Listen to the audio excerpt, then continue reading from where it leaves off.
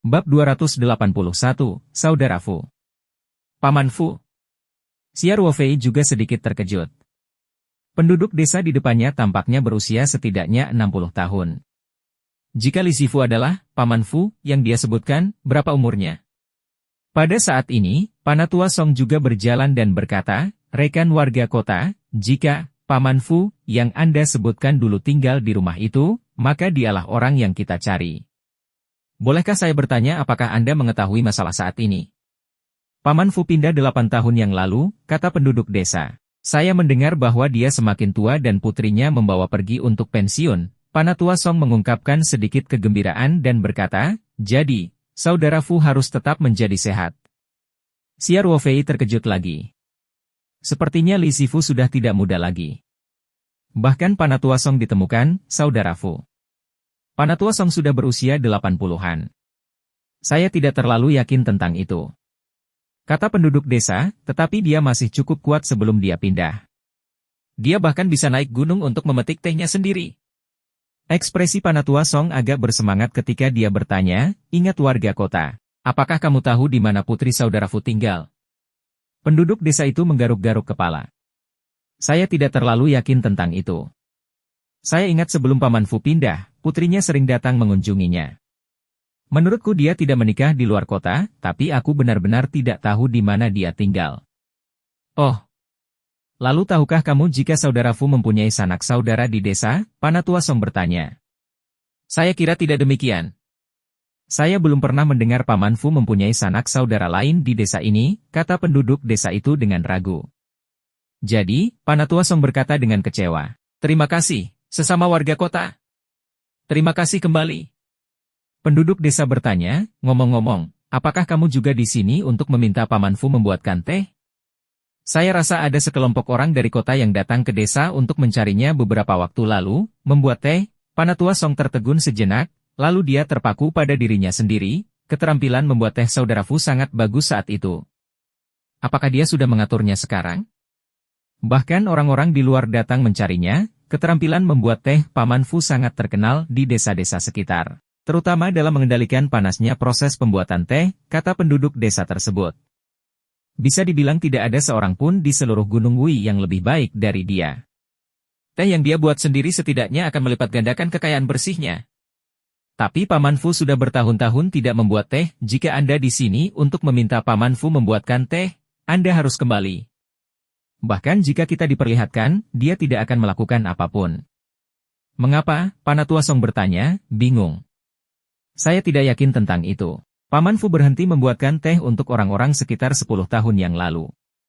Pada awalnya, banyak bos yang datang meminta untuk keluar dari masa pensiunnya, namun dia berapapun uang yang mereka tawarkan. Lambat laun, orang-orang berhenti datang. Kata penduduk desa. Oh begitu. Terima kasih, warga kota. Kata Panatua Song. Penduduk desa membawa cangkulnya dan pergi. Panatua Song sedikit mengernyit, tenggelam dalam pikiran. Ketua, kenapa kita tidak bertanya-tanya saja di desa? Xia Ruofei bertanya. Mungkin ada yang tahu di mana putri Tuan Li Zifu tinggal. Saya rasa ini adalah satu-satunya cara, Panatua Song menghela nafas. Xia Ruofei ingat ada banyak orang yang duduk di pintu masuk desa dan garasi. Kebanyakan dari mereka adalah orang lanjut usia, jadi dia berjalan menuju pintu masuk dengan Panatua Song. Setelah bertanya, memang ada seorang wanita tua berusia 60-an yang mengetahui situasi umum.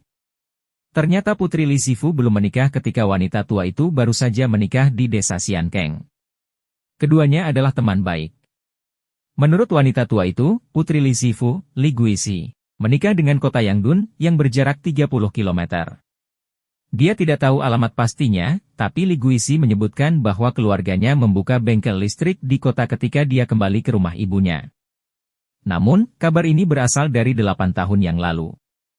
Setelah Li Zifu pindah ke rumah putrinya, semua orang kehilangan kontak. Meski informasinya samar-samar, namun sangat berguna bagi Panatua Song. Dia dengan ramah mengungkapkan rasa terima kasihnya kepada wanita tua itu. Meskipun penduduk desa tidak mengetahui identitas Panatua Song, semua orang dapat merasakan sikap superior dari Panatua Song, sehingga wanita tua itu sangat sopan. Panatua Song tersenyum dan mengangguk ke arah penduduk desa. Kemudian, dia pergi bersama Xia Ruofei. Penduduk desa masih membicarakan dua orang asing ini dengan sikap yang luar biasa. Mereka tidak akan pernah mengira bahwa lelaki tua berambut perak itu sebenarnya adalah jenderal bintang legendaris yang terkenal di Tiongkok, salah satu anggota inti kepemimpinan. Xiao Xia, kamu pasti sangat penasaran bagaimana aku bisa mengenal seorang lelaki tua dari desa pegunungan terpencil ini, kan? Panatua Song berkata sambil tersenyum. Saya memang penasaran. Kata Xia Ruofei. Tapi menurutku itu ada batasannya dengan pasukan yang kamu tinggalkan untuk membasmi para bandit. Kami ditempatkan di desa kecil ini saat itu, kata Panatua Song sambil mengangguk. Saya juga tinggal di rumah saudara Fu. Setelah kematian Xiao Dong, suasana hati saya sangat sedih. Ditambah dengan kelembapan di pegunungan, saya mengalami demam tinggi dalam 2 hari, dan tidak turun bahkan setelah 2 hari, Xia Ruofei mengangkat alisnya. Dia tahu betapa berbahayanya terkena demam tinggi di desa pegunungan terpencil. Panatua Song melanjutkan, saudara Fulah yang mengambil risiko diserang oleh bandit untuk mengumpulkan tumbuhan di pegunungan. Untuk menghindari para bandit, dia hampir jatuh dari tebing. Itu sangat berbahaya. Jika dia tidak tertangkap oleh pohon bengkok, dia akan kehilangan nyawanya. Meski begitu, lengannya masih patah. Saat dia berjalan, Panatua Song mengungkapkan ekspresi nostalgia dan melanjutkan, ramuan inilah yang dipilih saudara Fu yang menyelamatkan hidup. Demam saya turun setelah 2 hari. Ketua, apakah kalian berhenti menghubungi satu sama lain setelah itu? Xia Ruofei tidak mau bertanya. Panatua Song dulunya menduduki posisi tinggi dalam kepemimpinan inti. Bahkan di desa pegunungan yang terpencil, Panatua Song dapat disaksikan di TV.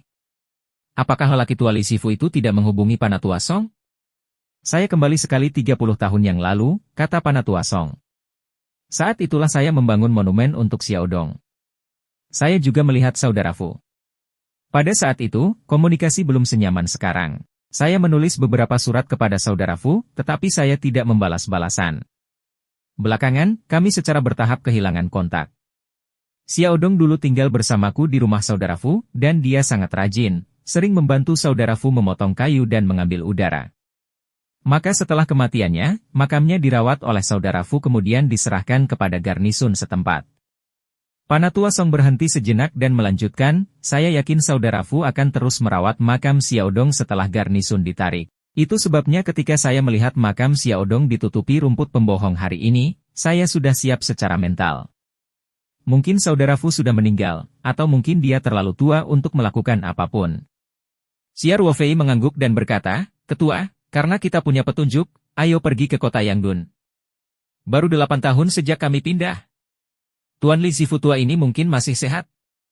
Ayo pergi ke kota Yangdun, Panatua Song diucapkan dengan sedikit kegembiraan. Bab 282, akhirnya ditemukan. Bahkan dengan jaminan penuh percaya diri dari Su, kepala keamanan, Huang Fang, masih sedikit nyaman.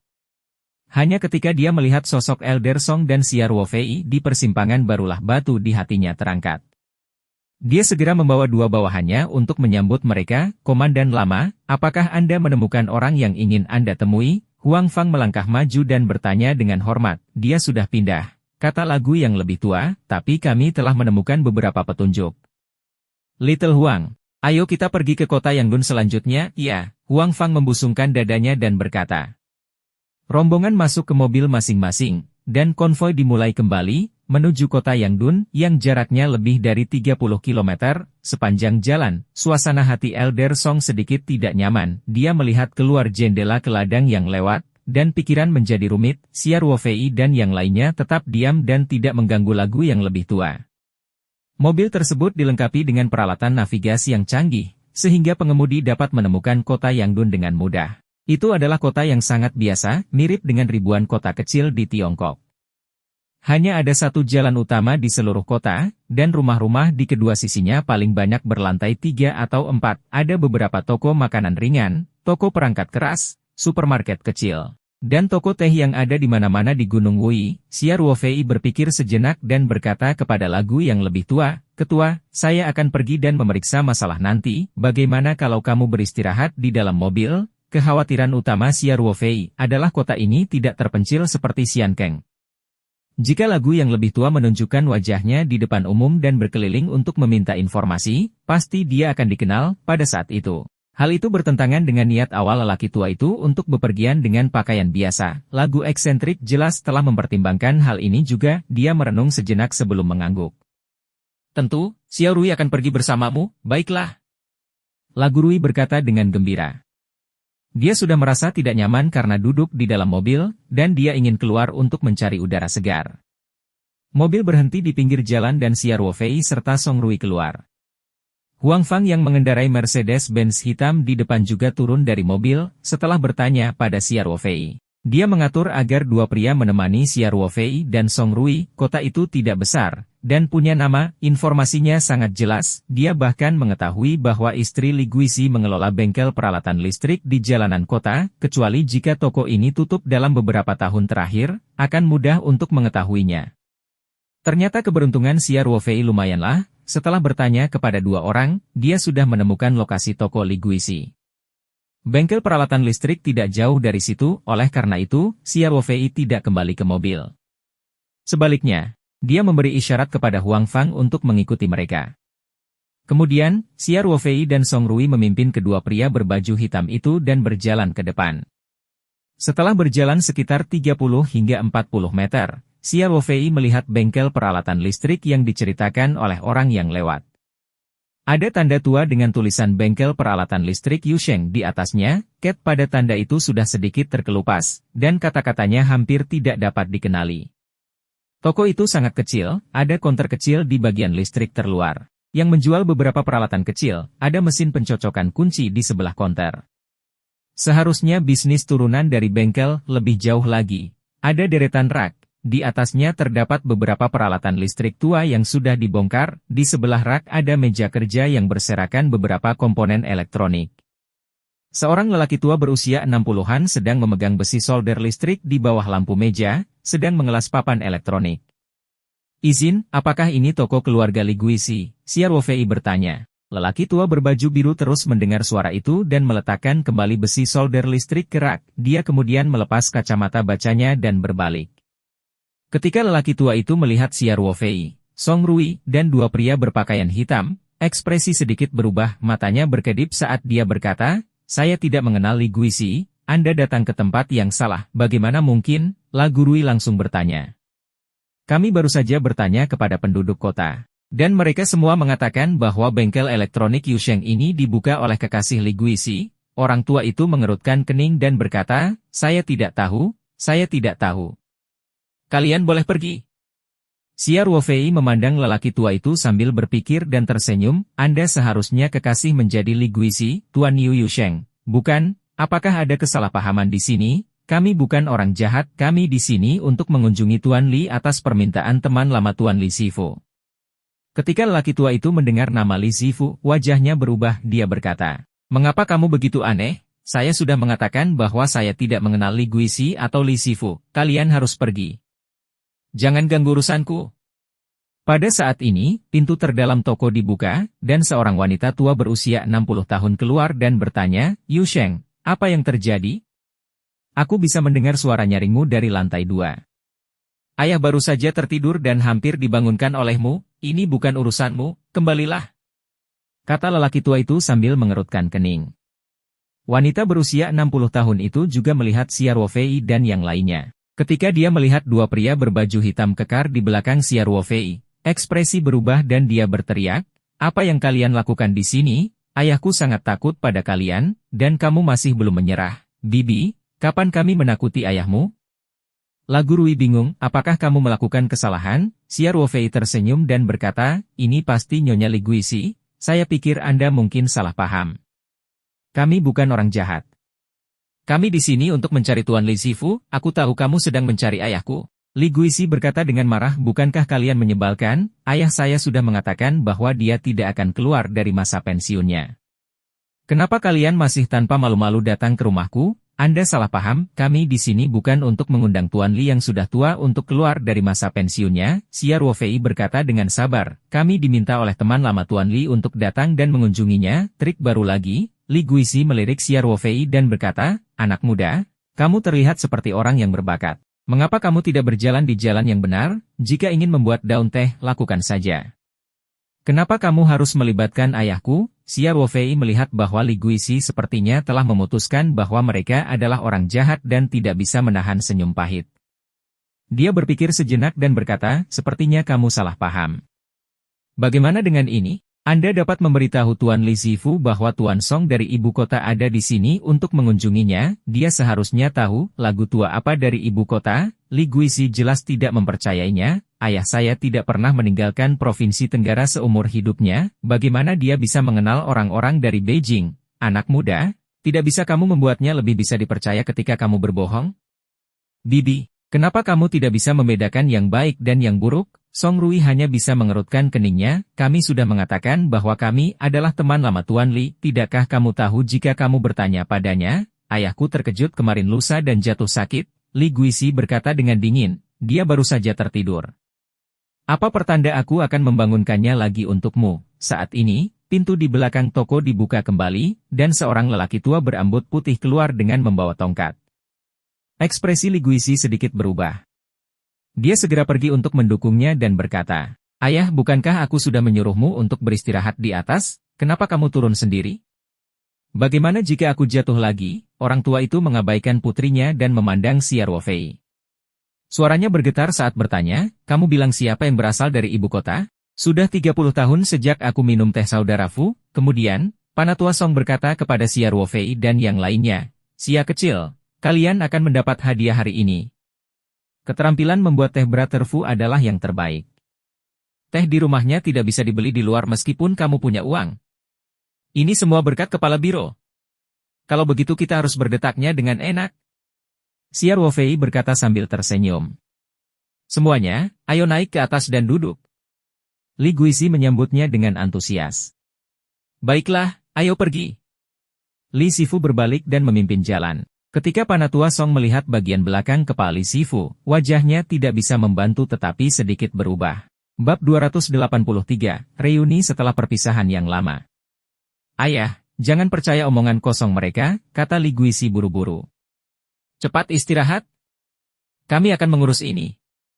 Li Zifu masih mengabaikan putrinya dan memandang Xia Ruofei dengan penuh semangat. Melihat ini, Xia Ruofei sudah mendapat ide. Dia tersenyum dan berkata, Anda pasti Tuan Li Zifu. Saya pikir Anda masih ingat Komandan Kompisong, yang tinggal di rumah Anda tahun itu, kan? Benar saja, Li Zifu tidak bisa menahan rasa gemetar setelah mendengar kata-kata Xia Ruofei. Matanya yang keruh bersinar dengan cahaya yang aneh. Sedikit, Song kecil. Bibir Li Zifu bergetar saat dia berbicara. Ayah, apakah Anda benar-benar mengetahui Panatua Song dari Beijing? Li Guisi bertanya dengan tidak percaya. Dalam kesannya, ayahnya adalah seorang petani tua yang harus menghadapi bumi dan langit sepanjang hidupnya. Selain keterampilan membuat teh yang diturunkan dari nenek moyangnya, tidak ada yang istimewa dari dirinya. Terlebih lagi, Li Zifu belum pernah meninggalkan Provinsi Tenggara sepanjang hidupnya. Bagaimana dia bisa mengenal seseorang dari ibu kota? Faktanya, Li Zifu memiliki seorang putri di usia orang tuanya. Ketika Angkatan Darat ditempatkan di desa Siakeng, Li Guisi bahkan belum lahir. Ketika Panatua Song kembali 30 tahun yang lalu, Li Guisi sudah menikah. Li Zifu selalu diam low profile, terutama ketika status Panatua Song semakin tinggi. Li Zifu bahkan tidak menyebutkan bahwa Panatua Song telah menginap di rumahnya pada malam itu, apalagi menghubungi Panatua Song. Karena itu, Li Guisi tidak tahu apa-apa tentang hal itu. Melihat reaksi lelaki tua itu, Xia Ruofei mendapat ide. Dia menoleh dan berkata dengan suara rendah, Song Rui, kamu bisa keluar dan biarkan kepala suku masuk. Baiklah. Song Rui merespons dan segera keluar. Saat mereka berdua berjalan mendekat, beberapa mobil mengikuti mereka dengan perlahan. Oleh karena itu, Song Rui berjalan mundur beberapa langkah dan mencapai mobil. Kakek, aku sudah memeriksa. Song Rui berkata dengan penuh semangat. Apa yang kamu temukan? Panatua Song diulangi secara tidak sadar.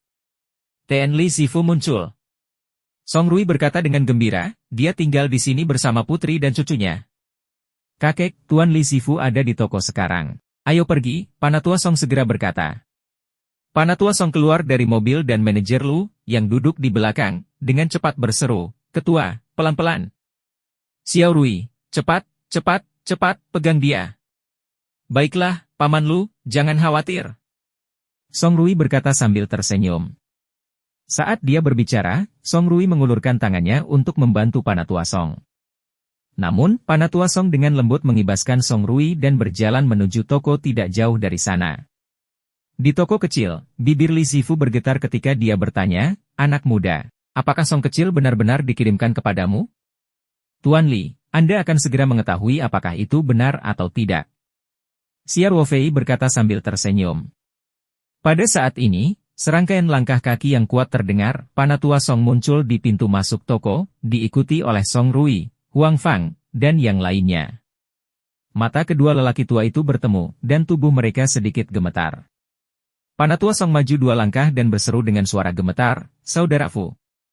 Mata Li Zifu juga basah. Dia membuka mulut dan setelah sekian lama, dia berjalan dengan gemetar. Dia melihat Panatua Song dari atas ke bawah dan berkata, "Song kecil. Kamu juga sudah tua." Panatua Song menggenggam tangan Li Zifu dan berkata, "Saudara Fu, itu benar-benar kamu. Kami sudah 30 tahun tidak bertemu." "Ya. 30 tahun," Li Zifu juga dipenuhi dengan emosi. "Song kecil, aku tidak menyangka akan bertemu denganmu lagi sebelum aku mati. Saudara Fu, aku akan pergi ke desa Siakeng untuk mencarimu." Panatua Song berkata, "Saya melihat rumah tua yang ditinggalkan. Teman-teman desa saya memberitahu saya bahwa Anda pindah dari desa 8 tahun yang lalu. Saya bertanya-tanya dan akhirnya menemukan tempat ini." "Saudara Fu, kenapa kamu tidak membalas suratku selama ini?" lanjut Panatua Song. "Song kecil, posisimu semakin tinggi. Saya hanya seorang petani. Jadi saya pikir saya tidak boleh mengganggu Anda," Li Zifu berkata perlahan. "Kakak Fu, setinggi apapun posisiku, aku tetaplah adikmu," ucap Panatua Song dengan marah. "Saat itu, jika bukan karena kamu dan sesama penduduk desa, aku mungkin tidak akan hidup." Li Zifu tersenyum dan tidak berkata apa-apa. Saat kedua lelaki tua itu berbicara, tangan mereka yang keriput terkatup rapat. Terlihat jelas bahwa mereka sangat bersemangat. Li Guisi, yang berada di samping, sedang mengamati Panatua Song. Dia membuka mulutnya sedikit dan berseru, "Kamu. Kam Song, Song." Jelas sekali bahwa Li Guisi telah mengenali Panatua Song. Beberapa tahun yang lalu, sebelum Panatua Song pensiun, dia muncul di berita setiap hari. Jadi hanya sedikit orang di Tiongkok yang tidak mengenalnya, namun, Panatua Song telah meninggalkan posisi kepemimpinannya dalam beberapa tahun terakhir. Selain itu, tidak perlu mempertimbangkan citra negara jika menyangkut citra pribadinya, jadi dia terlihat jauh lebih tua dibandingkan beberapa tahun terakhir. Li Guisi tidak bereaksi sesaat, tapi dia segera mengenalinya. Saat ini, dia sangat terkejut. Dia tidak pernah menyangka bahwa ayah petaninya yang jujur akan mengenal seorang pemimpin yang berperan penting di Tiongkok. Ayahnya yang sudah tua bahkan menyebut pemimpin ini sebagai Song kecil, dan Panatua Song sendiri juga menyebut dirinya adik laki-laki. Ini di luar dugaannya. Li Zifu memandang putrinya dengan acuh tak acuh dan berkata, "Ini es pamanmu." Li Guisi, yang sudah berusia lebih dari 60 tahun, berseru dengan hati-hati, "Paman Song, apa kabar?" "Kakak Fu, ini pasti putrimu, Guisi, kan?" Panatua Song tersenyum ramah.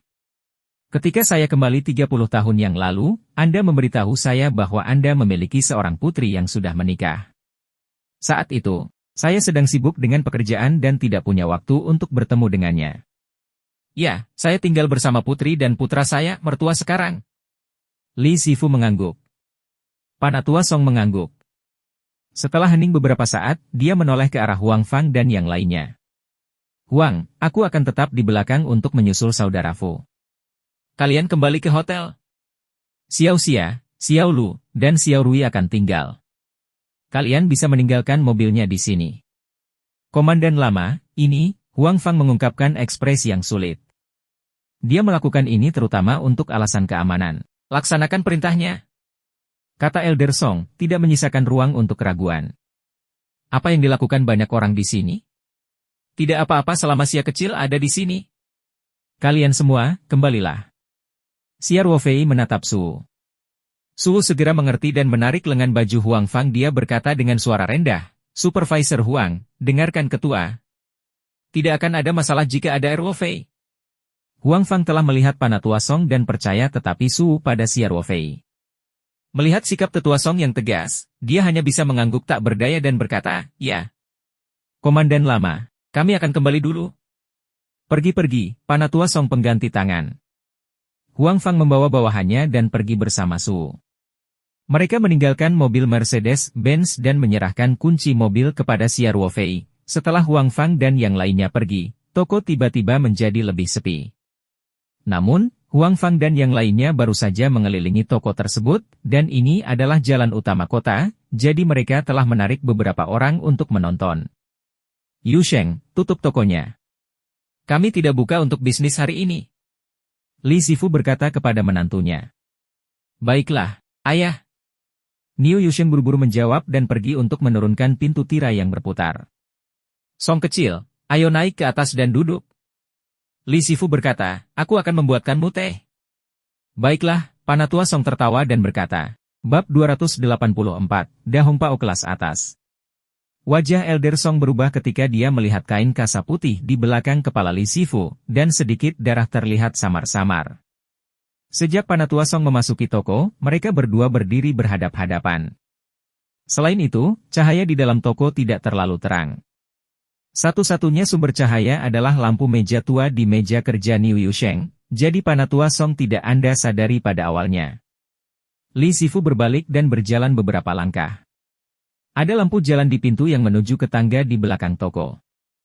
Panatua Song melihatnya dengan jelas. Selain kain kasa putih, Elder Song juga menemukan beberapa memar kecil di wajah dan lengan Li Sifu. Dia sedikit mengernyit dan bertanya dengan cemas, "Saudara Fu, ada apa? Kenapa kamu terluka?" Mata Li Guisi memerah saat mendengarnya. Dia tidak bisa menahan diri untuk berkata, "Paman Song, ayahku. Song kecil, aku tidak sengaja terjatuh kemarin." Li Sifu menyela Li Guisi dan berkata, "Ini bukan masalah besar. Itu hanya luka luar." Setelah mengatakan itu, dia menatap Li Guisi dengan tegas. Li Guisi menggigit bibir paling bawah dan pada akhirnya tidak berkata apa-apa. Panatua Song telah berada di sistem sepanjang hidupnya dan telah mencapai posisi teratas sebagai pegawai negeri. Bagaimana dia bisa buruk dalam mengamati orang? Sekilas dia tahu bahwa Li Sifu menyembunyikan sesuatu. Namun, Peter Song tidak menunjukkannya. Dia memandang Li Sifu dan Li Guisi sambil berpikir, lalu berkata, "Saudara Fu, kamu harus berhati-hati. Tahun ini kamu berusia lebih dari 90 tahun, kan?" "Hehe, umurku virtual 93. Li Sifu berkata sambil tersenyum. Dia sudah berusia 90-an, dan tubuhnya tidak bisa dibandingkan dengan pria muda. Bagaimana jika sesuatu yang buruk terjadi sejak musim gugur? Kata Panatua Song. Jadi, Song kecil. Saya akan berhati-hati di masa depan. Li Sifu mendengus. Ayo naik ke atas dan duduk. Sekelompok orang naik ke atas. Toko ini milik keluarga Niu Yusheng. Itu adalah gedung 3 lantai. Lantai pertama digunakan sebagai toko, sedangkan lantai kedua dan ketiga digunakan sebagai tempat tinggal orang. Terdapat ruang tamu kecil dan kamar tidur di lantai 2. Demi kenyamanan para lansia, Niu Yusheng dan Li Guisi memberikan kamar tidur utama di lantai 2 kepada Li Sifu, sementara keduanya tinggal di lantai 3. Li Sifu dengan senang hati meminta semua orang untuk duduk. Kemudian, dia secara pribadi membuka kotak itu dan mengeluarkan kaleng dari dasar kotak. Dia tersenyum dan berkata, Song kecil, aku akan mentraktirmu ciuman Da Hongpao buatannya. Baiklah, Panatua Song berkata dengan gembira, Saudara Fu, saya belum mengecek teh yang kamu buat selama 30 tahun. Saya tidak bisa berhenti membeku. Kalau begitu kamu harus memastikannya hari ini. Li Sifu berkata, saya sendiri bahkan tidak sanggup meminum teh ini. Song kecil. Meskipun Da Hongpao saya tidak berasal dari salah satu dari 6 pohon induk, namun merupakan generasi pertama Da Hongpao, yang ditanam dengan cara memotong cabang pohon induk. Itu masih sangat berharga.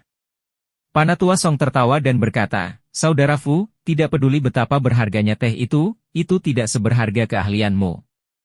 Daun teh berkualitas tinggi ini, jika dipadukan dengan keterampilan membuat teh nenek moyang Anda, itulah yang disebut mengeluarkan yang terbaik dari satu sama lain. Li Sifu mendengus. Dia dengan hati-hati mengeluarkan beberapa daun teh dari kaleng dan mulai membuat teh dengan penuh keakraban.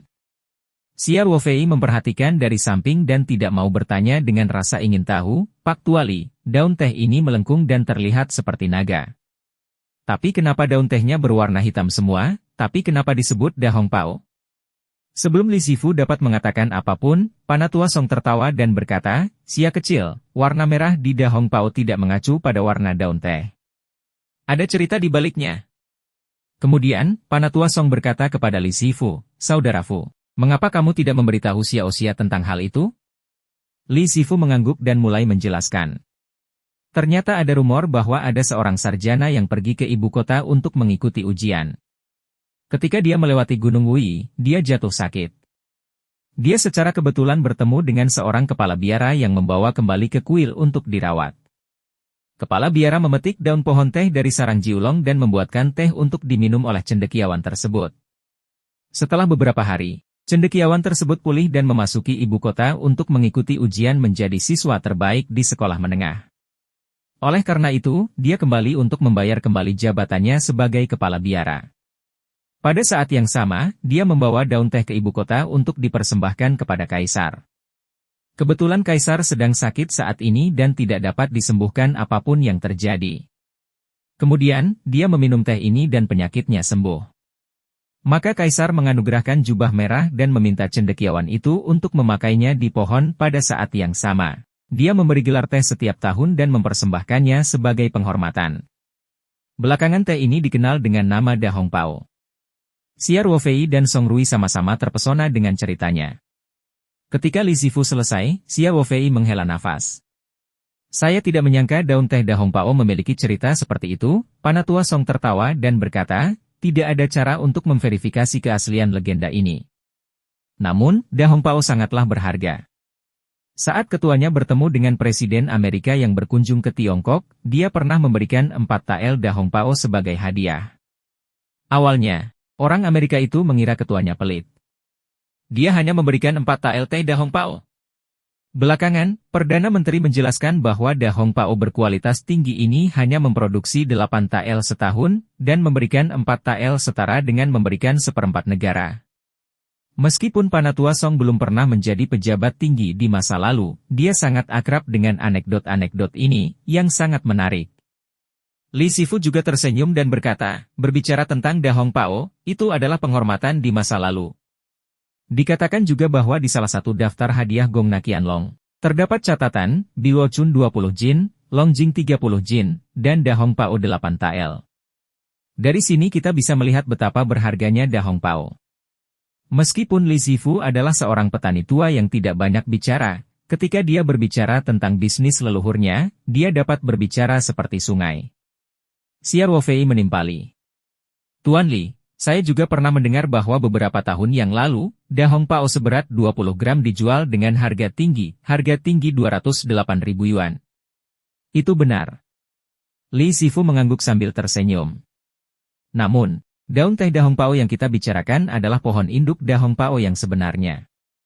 Setelah tahun 2007, untuk melindungi 6 pohon induk, pemerintah memerintahkan pemanenan pohon tersebut. Oleh karena itu, kami tidak dapat lagi meminum daun teh berkualitas tinggi tersebut. Tetapi Da Hongpao milik saudara Fu adalah generasi pertama Da Hongpao yang direproduksi secara aseksual dari pohon induk. Dengan hasil karya saudara Fu sendiri, saya yakin tidak lebih buruk dari Da Hongpao dari pohon induk, Panatua Song berkata sambil tersenyum. Kita tidak bisa membandingkan. Li Zifu berkata dengan rendah hati. Saat semua orang berjemur, tangan Li Zifu tidak berhenti. Segera, tehnya sudah siap. Dia menuangkan secangkir kecil untuk semua orang, lalu tersenyum dan berkata, ayo, cicipi. Jika Anda mengkliknya dengan cermat, Anda akan menemukan bahwa Gunung Wui kami memiliki irama rock yang tidak memiliki daun teh lainnya. Pada saat itu, tiba-tiba ada ketukan di pintu bawah. Li Zifu sedikit mengernyit dan berkata, Yu Sheng. Bisakah kamu turun dan melihat apa yang terjadi? Baiklah. Niu Yusheng segera berdiri dan turun ke bawah. Ayo minum teh. Li Zifu terus menyapanya. Xia Ruofei dan yang lainnya mengambil cangkir teh mereka dan menyesapnya. Meskipun dia tidak tahu banyak tentang teh, dia masih bisa merasakan bahwa Da Hong Pao ini luar biasa. Rasanya sedikit pahit di mulut, tetapi rasa manisnya kembali dengan sangat cepat dan cukup kaya. Saat semua orang sedang berdesak-desakan, suara bentrok terdengar dari bawah. Suara marah dan nyaring Niu Yusheng sangat jelas terlihat. Bab 285, apakah kepalamu terjepit di antara pintu? Panatua Song tidak bisa menahan diri untuk tidak mengerutkan kening ketika dia mendengar suaranya di bawah. Xia Ruofei berdiri dan berkata, "Ketua, saya akan turun dan melihat." "Baiklah," katanya. Panatua Song mengangguk. "Aku ikut kamu." Song Rui berkata dengan cepat. Anak ini adalah seseorang yang mendambakan dunia berada dalam kekacauan. Dia pasti tidak akan melewatkan kesempatan untuk ikut bersenang-senang. Xia Ruofei dan Song Rui turun ke bawah dan melihat seorang pria berwajah garang berjas hitam dan kacamata hitam mencekik leher Niu Yusheng. Dia berkata dengan garang, "Orang tua, Anda sebaiknya segera memanggil Li Sifu dan membuat dia bekerja sama dengan kami dengan patuh. Kalau tidak, hehe, kemarin lusa hanya makanan pembuka. Kami tidak akan bersikap sopan lagi di masa depan." Ekspresi Xia Ruofei berubah dingin dan dia berteriak, "Berhenti! Biarkan dia pergi." Setelah mengatakan itu, Xia Ruofei menggerakkan maju dan meraih pergelangan tangan pria itu. Dengan sedikit gemetar, pria itu segera kehilangan semua rasa di lengan dan melepaskan tangannya. Xia Ruofei menutup dingin dan menutup lengan. Pria berbaju hitam segera mundur beberapa langkah. Lengannya terkulai lemas dan ada rasa sakit yang menusuk di persendiannya. Ekspresi pria berpakaian hitam itu berubah. Dia menangis kesakitan dan bertanya, "Kamu? Apa yang kamu lakukan padaku?" Xia Ruofei bahkan tidak melihat ke arah pria berbaju hitam kekar itu, sebaliknya, dia menoleh ke Niu Yusheng dan bertanya dengan prihatin, "Paman Niu, kamu baik-baik saja?" "Aku baik-baik saja," jawab Niu Yusheng sambil mengusap-usapnya. Xia Ruofei mengerutkan kening dan bertanya, "Siapa orang-orang ini? Mengapa mereka datang ke toko Anda untuk membuat masalah?" Mata Niu Yusheng dipenuhi amarah saat dia berkata, "Ini adalah sekelompok penjahat. Mereka di sini untuk mencari ayahku, mertuaku." Pria kekar berbaju hitam melihat bahwa dia diabaikan oleh Xia Ruofei dan sudah marah besar. Selain itu, Niu Yusheng menyebut mereka penjahat dan bajingan. Dia tidak bisa menahan diri untuk tidak menatap ke arah Xia Ruofei dan berteriak dengan keras, "Orang tua, hati-hati dengan kata-katamu. Percaya atau tidak, aku akan membawa anak buahku dan menghancurkan toko kecilmu besok." Pria kekar berpakaian hitam ini agresif, namun salah satu lengannya terkulai lemas di sisinya, yang membuatnya terlihat kurang mengesankan dan malah terlihat sedikit lucu. Melihat ini, Song Rui mengupil dan berkata, "Kamu sangat galak bahkan ketika tanganmu terkilir. Kamu benar-benar berhati besar."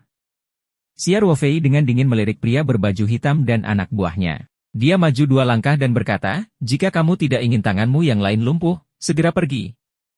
Pria berpakaian hitam itu bersinar dan berkata, "Bocah cilik, aku tidak melihat wajahmu.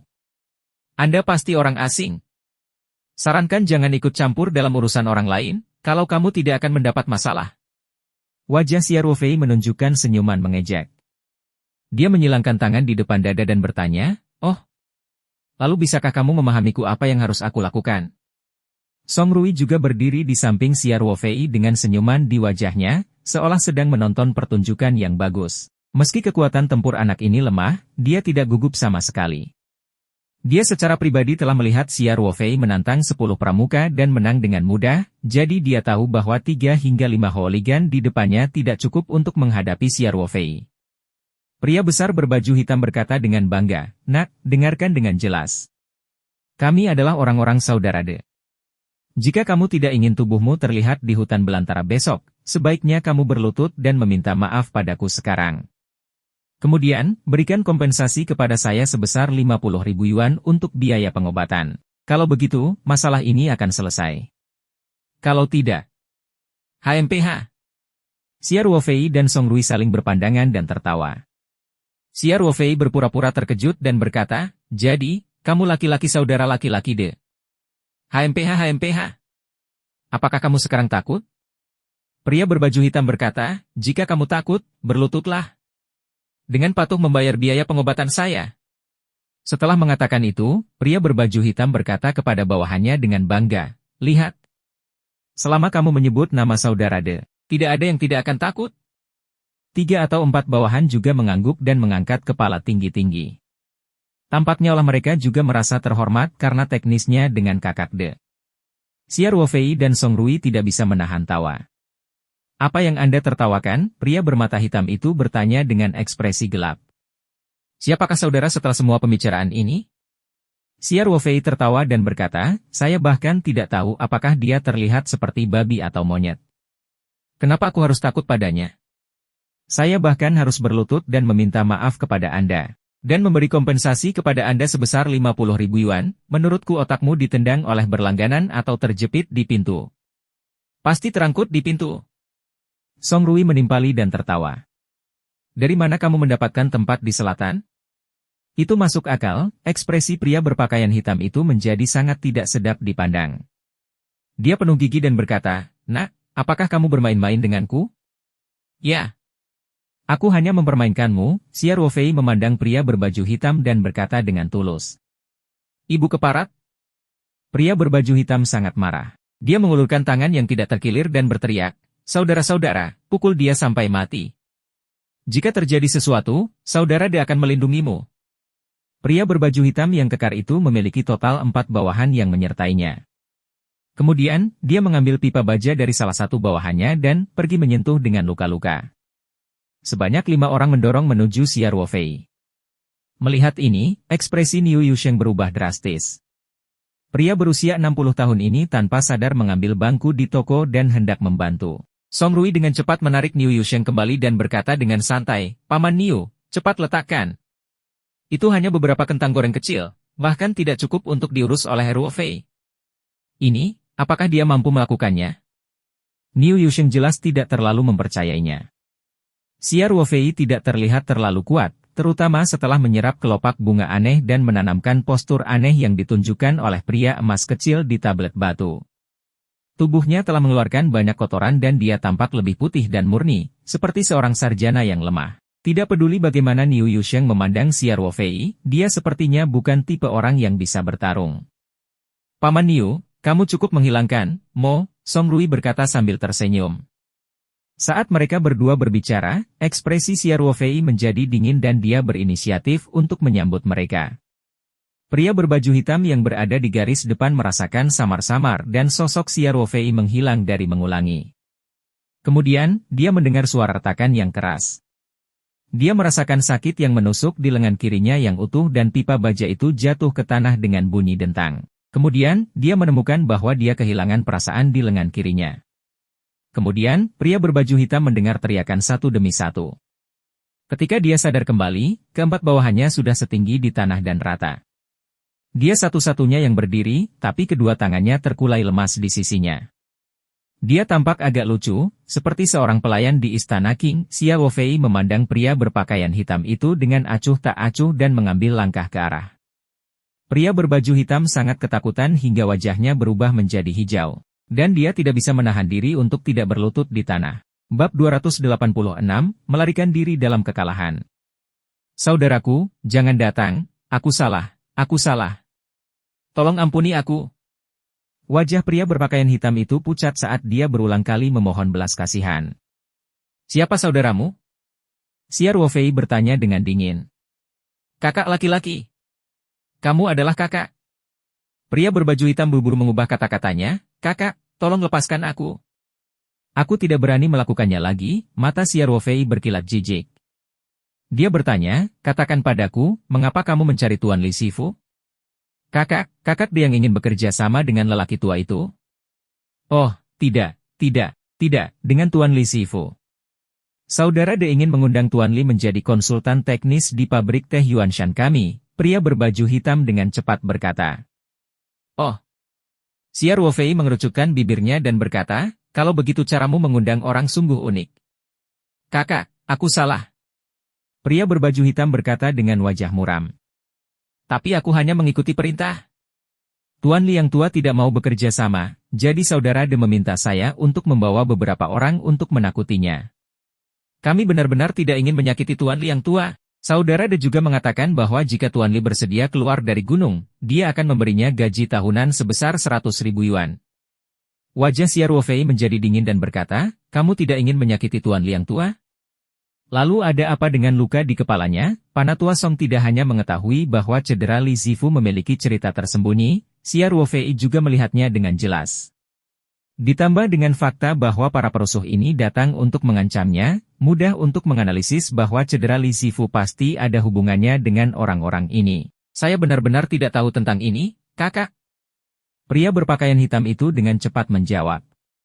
Kemarin malam, saudara De meminta kami untuk memperingatkan keluarga ini. Kami hanya memecahkan pecahan kaca di rumahnya dan tidak melakukan apapun. Xia Ruofei menatap dingin ke arah pria berbaju hitam. Pria berbaju hitam bahkan tidak berani bernapas. Dia menundukkan kepalanya dan tidak lagi memiliki kesombongan seperti sebelumnya. Setelah beberapa lama, Xia Ruofei berkata dengan tenang, pergilah. Beritahu saudaramu De bahwa jika dia tidak ingin mati, lebih baik dia menahan diri. Jika dia berani melecehkan Tuan Li yang sudah tua lagi, dia akan menyesal dilahirkan ke dunia ini. Ya, kata pria berbaju hitam. Saat itulah dia berani berdiri dari tanah. Namun karena kedua lengannya terkilir, keseimbangannya sulit dipertahankan, sehingga seluruh tubuhnya bergoyang. Pria kekar berbaju hitam memanggil beberapa bawahannya untuk saling membantu dan pergi dalam keadaan yang menyedihkan. Xia Ruofei berjalan kembali dan bertanya, Paman Niu, apakah orang-orang ini sudah lama melecehkan Tuan Li? Sudah lama tidak bertemu. Awalnya mereka tidak mengetahui bahwa lelaki tua itu tinggal di sini dan bahkan pergi ke desa untuk bertanya-tanya. Belakangan, mereka mengetahuinya dan datang berkunjung hampir setiap hari. Pada awalnya, saudara De lebih sopan, tetapi orang tua saya menolak untuk menyerah, jadi dia mulai memanggil beberapa bajingan kecil untuk mengancam kami. Kaca rumah kami pecah kemarin lusa. Orang tua itu kebetulan berada di samping jendela dan sedikit ketakutan. Dia bahkan terjatuh, lalu kenapa dia tidak memberitahu kakekku tentang cederanya? Song Rui bertanya dengan rasa ingin tahu. Orang tua itu takut dengan Song yang mengganggu. Kepala biro, kata Niu Yusheng. Dia selalu seperti ini. Dia lebih suka membawa semuanya sendiri, takut menimbulkan masalah bagi orang lain. Kemarin, dia bilang ingin pindah. Dia mengatakan bahwa orang-orang itu telah menyebabkan keributan dan saya tidak dapat berbisnis di sini lagi. Usianya sudah lebih dari 90 tahun, dan dia hanya memiliki Guisi sebagai anak satu-satunya. Bagaimana kita bisa merasa nyaman dan membiarkan dia tinggal di luar? Orang tua ini. Dia benar-benar memiliki karakter, kata Song Rui. Xia Ruofei melihat ke arah Song Rui dan berkata, Song Rui, bukankah kamu mengatakan bahwa kamu memiliki banyak teman di Gunung Wei? Anda harus membantu Tuan Li menyelesaikan masalah ini sepenuhnya. Tidak masalah. Song Rui berkata tanpa berpikir, aku akan menghubungi temanku nanti. Saya jamin saudara De akan datang untuk meminta maaf besok. Saya tidak akan berani melecehkan Tuan Li yang tua lagi. Kalau begitu, terima kasih. Niu Yusheng berkata, tapi jangan bilang pada tuan tua itu bahwa akulah yang memberitahunya tentang hal ini. Kalau tidak, dia akan ngomeliku lagi. Niu Yusheng juga seorang lelaki tua berusia 60-an, namun ia tetap menghormati dan takut pada mertuanya. Dapat dilihat bahwa putri dan menantu Li Zifu cukup berbakti. Mereka bertiga berbicara saat mereka masuk ke toko, dan Niu Yusheng menurunkan tirai pintu. Pada awalnya, pria berbaju hitam kekar itu bahkan tidak berani menoleh dan berlari ke depan dengan sekuat tenaga. Setelah berlari agak jauh, dia perlahan berhenti dan mengumpulkan keberaniannya untuk berbalik. Melihat bengkel peralatan listrik Niu Yusheng sudah tutup, matanya menunjukkan sedikit kebencian dan kebencian. Dia mengertakkan gigi dan berkata, Nak, kamu sudah mati. Kamu bahkan berani memukul orang-orang saudara De, tunggu saja sampai saudara De marah. Kemudian, pria berbaju hitam berkata kepada antek-anteknya, ayo pergi. Pergi ke saudara De. Bos, apakah kamu tidak ingin pergi ke rumah sakit untuk memeriksa lenganmu dulu? Salah satu antek bertanya. Bodoh. Apakah masalah saudara De lebih penting daripada cederaku? Pria berbaju hitam mengumpat, kenapa kamu tidak mengambil mobilnya? Ah, aku pergi. Seluruh tubuh bawahannya gemetar saat dia berbicara. Mobil mereka diparkir di sebelah bengkel listrik Niu Yusheng. Bawahan itu merasa takut ketika dia berpikir untuk kembali mengendarai mobilnya. Omong kosong. Jika kamu tidak pergi, aku akan pergi. Pria berbaju hitam berkata dengan marah, apakah saya masih bisa mengemudi seperti ini? Setelah mengatakan itu, pria berbaju hitam mengangkat kakinya dan hendak menendangnya. Adik laki-laki itu segera berteriak, bos, aku pergi, kemudian. Dia dengan hati-hati berjalan kembali dan segera mengambil mobilnya. Para bawahan membantu pria berbaju hitam masuk ke dalam mobil, dan mobil tersebut meninggalkan kota Yangdun. Ketika Xiao Fei dan yang lainnya naik ke atas, Panatua Song dan Li Sifu sedang mengobrol dan minum teh. Keduanya tertawa bahagia dari waktu ke waktu. Melihat Xiao Fei, Panatua Song bertanya, "Xia kecil, kamu sudah menyelesaikannya?" Ketua, hanya beberapa hooligan yang menyebabkan masalah dan saya mengusir mereka. Xiao Fei berkata sambil tersenyum. Panatua Song mengangguk dan tersenyum. Ayo duduk dan minum teh bersama. Teh saudara Fu sangat enak. Ini bahkan lebih baik daripada daun teh yang disediakan khusus. Song kecil, jika kamu menyukainya, kamu dapat membawanya. Li Sifu berkata sambil tersenyum. Baiklah. Kakak Fu, kalau begitu aku tidak akan sopan padamu. Panatua Song berkata dengan gembira. Hai. Apa yang harus sopan tentang teh buatan rumah kita, kata Li Sifu. Xiao Fei dan Song Rui juga duduk dan minum teh. Harus diakui bahwa keterampilan membuat teh Li Sifu sungguh luar biasa. Bahkan Xiao Fei, yang tidak tahu banyak tentang teh, dapat dengan jelas merasakan perbedaan dari teh yang diminumnya sebelumnya.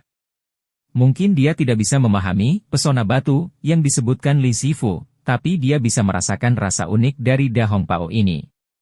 Semua orang minum teh dan mengobrol. Segera, langit berangsur-angsur menjadi gelap. Li Sifu memanggil Li Guisi untuk menyiapkan makan malam. Kemudian, dia tersenyum dan berkata, Song kecil, kita sudah bertahun-tahun tidak bertemu.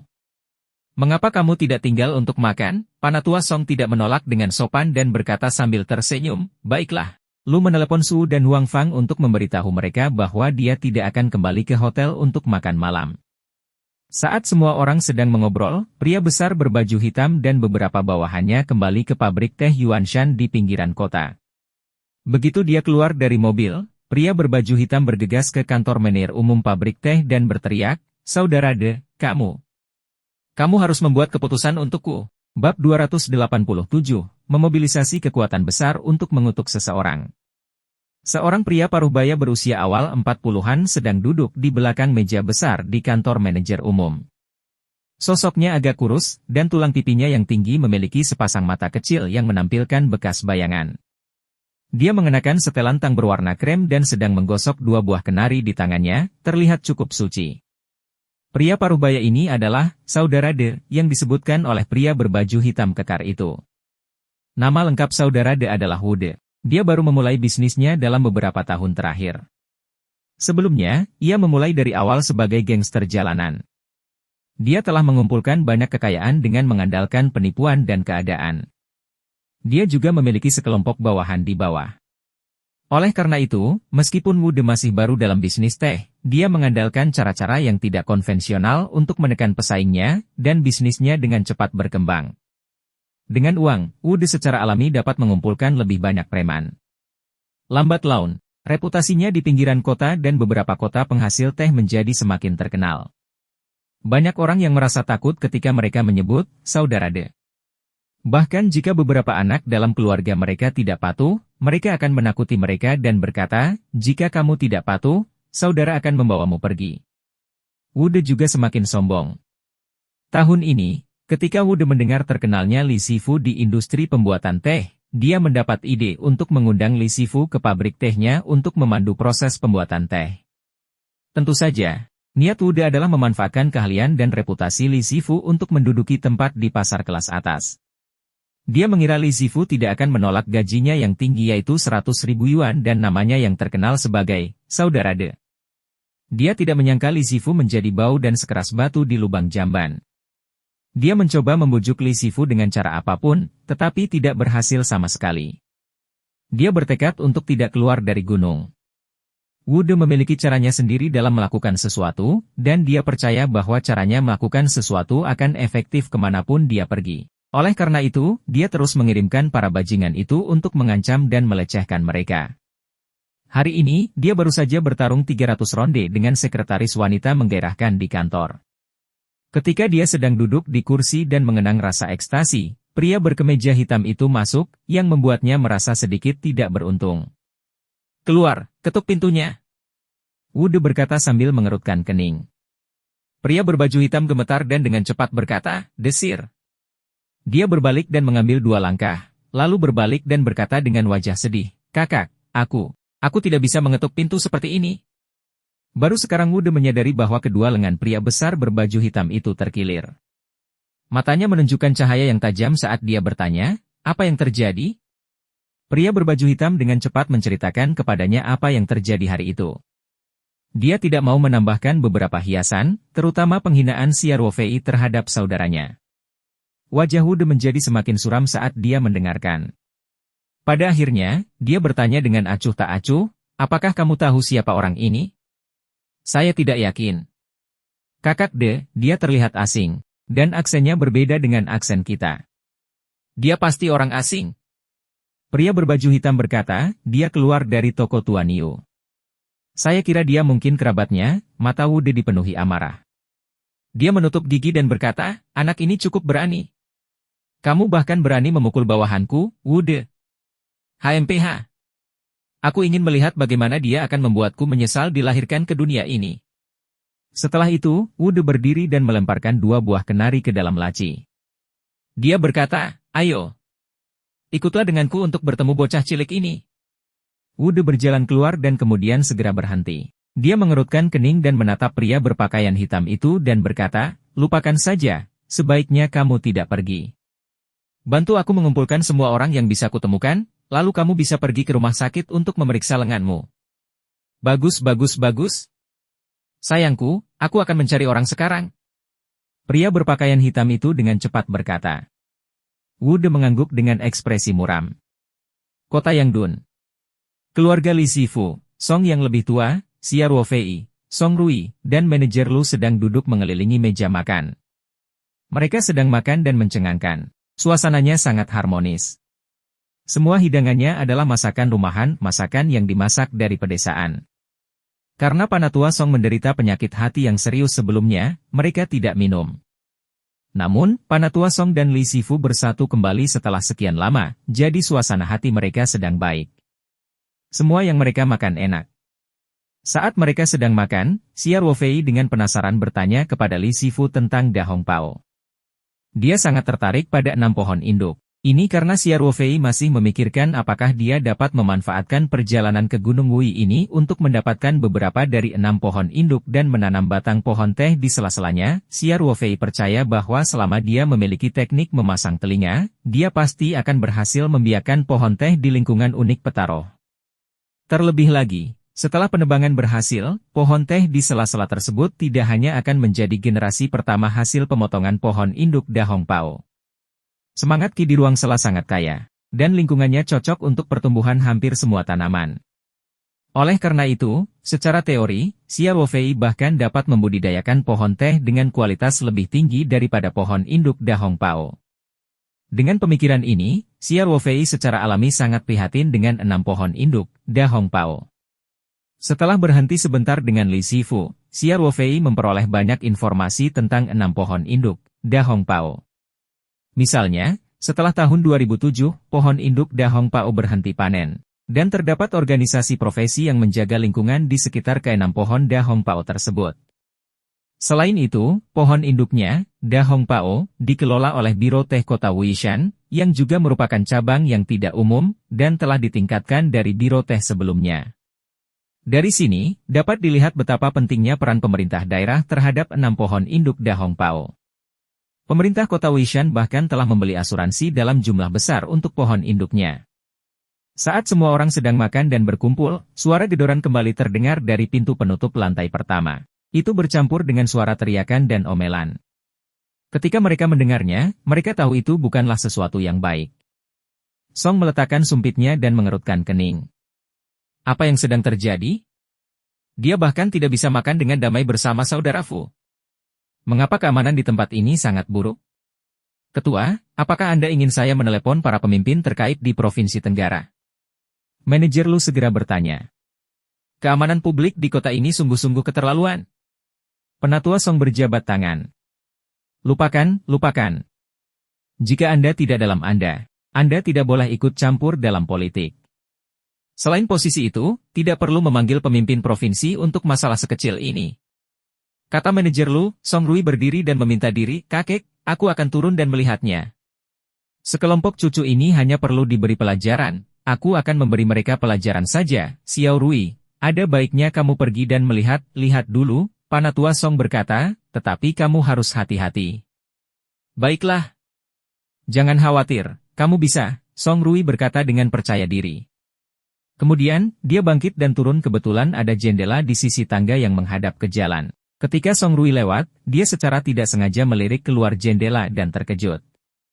Dia membuka matanya, membuka jendela dan menjulurkan kepalanya untuk melihat lebih lanjut. Dia sangat takut sehingga dia segera mundur. Wajah Song Rui sedikit pucat. Dia memandang Xia Ruofei dan bertanya, Ruofei, TRM, meminta kamu turun bersamaku? Bab 288, Tembakan di Kota Kecil. Xia Ruofei melihat wajah Song Rui menjadi pucat dan tidak bisa menahan tawa. Yo! Apa yang salah? Saat dia berbicara, dia berdiri dan berjalan ke jendela untuk melihat. Dia segera mengerutkan kening, dan matanya menunjukkan cahaya yang tajam. Dia melihat ada lebih dari 100 men in black di jalan, mengelilingi pintu toko. Orang-orang ini memegang pipa baja dan bahkan parang di tangan mereka. Mereka semua tampak garang, dan beberapa dari mereka menghancurkan pintu tirai yang digulung di lantai bawah dengan pipa baja. Ekspresi Xia Ruofei berubah. Ketua, ada banyak orang di luar. Situasinya agak rumit. Demi keselamatan Anda, saya sarankan Anda mengungsi dulu. Paman Niu, apakah kamu memiliki pintu belakang di sini? Xia Ruofei langsung bertanya. Ya. Niu Yusheng buru-buru berkata, anak muda, cepat bawa kepala biro keluar dari pintu belakang. Tanpa diduga, Penatua Song itu masuk dan berkata, aku tidak akan pergi. Ketua. Kakek. Xia Ruofei, Song Rui, dan manajer Lu tidak bisa menahan diri untuk tidak berteriak. Xiao Xia, aku tidak bisa pergi, Penatua Song berkata dengan tenang. Kami berangkat, bagaimana dengan saudara Fu? Kalau begitu ayo pergi bersama. Xia Ruofei segera mengambil keputusan. Kami akan menyelesaikan masalah mereka nanti. Saat ini, Li Guisi menaiki tangga dengan wajah pucat. Pintu belakang juga diblokir. Kami dikelilingi oleh orang-orang sekarang, kami tidak bisa keluar. Ekspresi Xia Ruofei berubah jelek. Jika itu hanya dia akan dapat melarikan diri dengan aman meskipun jumlah orangnya 2 kali lipat. Namun, ada 2 lelaki tua dan Song Rui dan yang lainnya. Selain dirinya, mereka tidak memiliki kekuatan tempur lain. Ada lebih dari 100 orang di luar, mempersenjatai senjata. Tidak peduli seberapa bagus Xia Ruofei, dia tidak bisa melawan begitu banyak orang. Jika terjadi konflik, akan sulit baginya untuk melindungi Penatua Song dalam situasi kacau seperti itu. Suara ketukan di pintu semakin keras. Xia Ruofei tahu bahwa pintu tirai bergulir tidak akan bertahan lama. Dia mengingat sejenak dan segera mengambil keputusan, ayo. Semuanya, turunlah. Sekelompok orang mengikuti Xia Ruofei ke toko di lantai pertama. Xia Ruofei melihatnya dan menyadari bahwa pintu belakang terbuat dari logam dan terlihat cukup aman. Apalagi orang-orang itu kebanyakan fokus di pintu depan, dan hanya sedikit orang yang menjaga pintu belakang. Tidak ada gerakan di pintu belakang, oleh karena itu, Xia Ruofei berkata, Paman Niu, kamu dan Xiao Rui akan menjaga pintu belakang. Jika terjadi sesuatu, Anda harus segera memberitahu saya. Jika mereka benar-benar ingin memperbaiki pintu, Anda harus mencoba yang terbaik untuk memblokir mereka.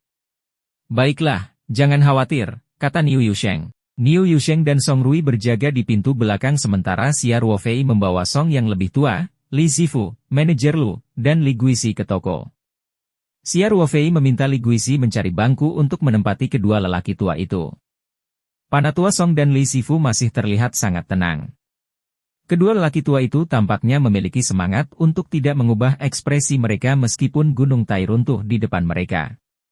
Tentu saja, sebagai seorang pria yang telah melewati tumpukan mayat dan lautan darah sepanjang hidupnya, dia tidak takut dengan pertempuran sekecil itu. Kehidupan Li Zifu penuh dengan pasang surut. Ia juga pernah mengalami era bandit. Di usianya, dia secara alami tidak pemalu.